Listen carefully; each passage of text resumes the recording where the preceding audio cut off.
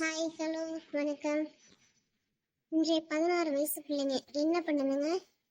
Computer வேணும், laptop வேணும், phone வேணும், இன்டர்நெட் வேணும், ஒய்ஃபை வேணும், எல்லாம் வேணும். ஆனா இதெல்லாம் யூஸ் பண்ண என்ன வேணும்? சுதந்திரம் வேணும். அந்த சுதந்திரத்துக்காக போராடின ஒருத்தவங்க தான் தில்லையடி வள்ளியம்மை. அவங்கள பத்தி தான் பார்க்க போறோம். இந்த தில்லையடி வள்ளியம்மை அம்மாவும் அப்பாவும் எங்க இருந்தாங்கன்னா நாகப்பட்டினம் மாவட்டத்துல மயிலாடுதுறைக்கு அடுத்து உள்ள தில்லையாடி அப்படிங்கிற ஊர்ல தான் இருந்தாங்க. அவங்க அப்பா பேரு முனுசாமி, அம்மா பேரு மங்களத்தம்மாள். அவங்க அப்பா நெசவு தொழில் செஞ்சு சிறு வணிகரா இருந்திருக்காங்க. கொஞ்ச காலத்துக்கு அப்புறம் தென்னாப்பிரிக்கால குடிபெயர்ந்திருக்காங்க. அப்போதான் வள்ளியம்மை பிறந்திருக்காங்க. அங்கேயே அவங்க இந்த காலனியில உள்ள பெண்கள்லாம் பள்ளிக்கூடத்துல படிச்சுட்டு இருந்திருக்காங்க. நிறைய போராட்டம் நடந்திருக்கு, அதெல்லாம் நல்லா கவனிச்சிருக்காங்க வள்ளியம்மை. அப்ப என்ன போராட்டம் நடந்துச்சுன்னா, நிறைய வரி மக்கள் மேல செலுத்தினாங்க. அது மட்டும் இல்லாம தேவாலயத்துல நடக்கிற திருமணம் மட்டும்தான் செல்லும், மற்றது செல்லாதுன்னு சொன்னாங்க. அப்போ தென்னாப்பிரிக்கால வக்கீலா இருந்தது கரம்சந்த் காந்தி.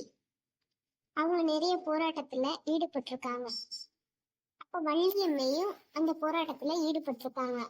ஆங்கிலேயர்கள் அவங்கள சுட வரும்போது வள்ளியம்மை முன்னாடி போய் நின்று இப்ப சுடுங்க அப்படி நெஞ்ச நிமிர்த்தி நின்னாங்களாம்.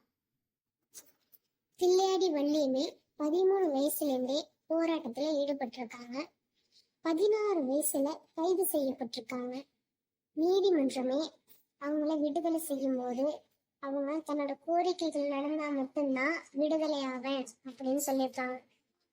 அந்த சிறைச்சாலையில போதிய சுகாதாரமின்மை காரணமாக அவங்க உடல் மெலிஞ்சு போய் உடம்பு சரியில்லாம போயிடுச்சு. அது மட்டும் இல்லாம அவங்க இறந்தும் போயிட்டாங்க. அவங்களுக்காக காந்தி மிகவும் வருத்தப்பட்டாங்க. அதன் பிறகு தில்லையாடிக்கு நினைவு மண்டலம் நாகப்பட்டினம் மாவட்டத்துல தரங்கம்பாடியில அமைச்சிருக்காங்க. தில்லையாடிக்கு காந்தி அவங்கள பார்க்க வந்தாங்க. அவங்க வந்த இடத்துல நினைவு தூண் வச்சிருக்காங்க. அதுக்கு எதிர்புறமாவே தில்லையாடி அம்மையோட தலையிலிருந்து மார்பு வரைக்கும் இருக்கிற அளவு ஒரு சிலை அமைச்சிருக்காங்க.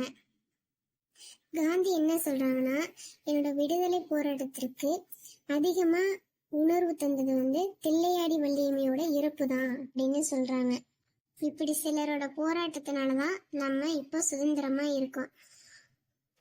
ஓகே, பாய். இந்த வீடியோ பிடிச்சிருந்தா லைக் பண்ணுங்க, ஷேர் பண்ணுங்க, சப்ஸ்கிரைப் பண்ணுங்க.